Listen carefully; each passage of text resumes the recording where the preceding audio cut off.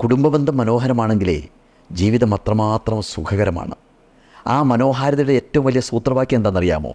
നൽകുകയും നേടുകയും ചെയ്യുന്നതിൻ്റെ ഗണിതം അറിഞ്ഞിരിക്കുക എന്നതാണ്. നൽകുന്നതിലൂടെ മാത്രമേ സ്നേഹം നേടിയെടുക്കാൻ സാധിക്കൂ എന്ന സൂപ്പർ ഗണിതം അറിഞ്ഞിരിക്കണം. അത് ഒരാളുടെ ഹൃദയത്തിൽ നിന്ന് മറ്റേയാളിൻ്റെ ഹൃദയത്തിലേക്ക് ഒഴുകേണ്ട ഒരു സമർപ്പണമാണ്. വേറൊരു പ്രശ്നം, പരസ്പരം കാര്യങ്ങൾ മനസ്സിലാക്കാതിരിക്കലാണ് ഒട്ടുമിക്കപ്പോഴും സംഭവിക്കുന്ന ഒരു പ്രശ്നം. മറ്റേയാൾ മനസ്സിലാക്കുമെന്ന് ഒരാൾ വിചാരിക്കുന്നു, അങ്ങനെ തന്നെ ആദ്യത്തെ ആൾ വിചാരിക്കുന്നു. പക്ഷേ ആശയവിനിമയമില്ലാതെ മനസ്സിലാക്കാൻ ഒരു വഴിയും ഇല്ല എന്നുള്ള കാര്യം രണ്ടാളും മറക്കുന്നു. ഈ മനുഷ്യൻ്റെ മനസ്സ് വായിക്കാൻ ഒരു മെൻ്റലിസവും ഇതുവരെ വളർന്നിട്ടില്ല. അതൊരു കല മാത്രമാണ്.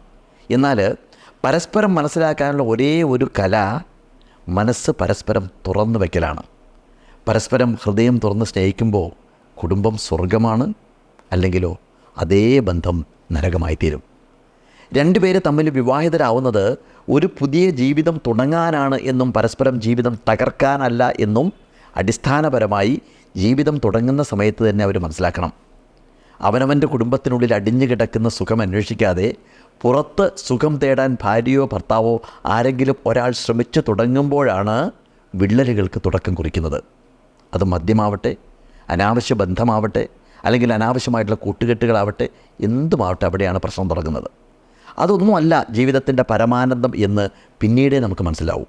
അപ്പോഴേക്കും വൈകിപ്പോയിരിക്കും. വിള്ളലുകൾ വികസിച്ച് പൊട്ടിത്തകർന്നിരിക്കും.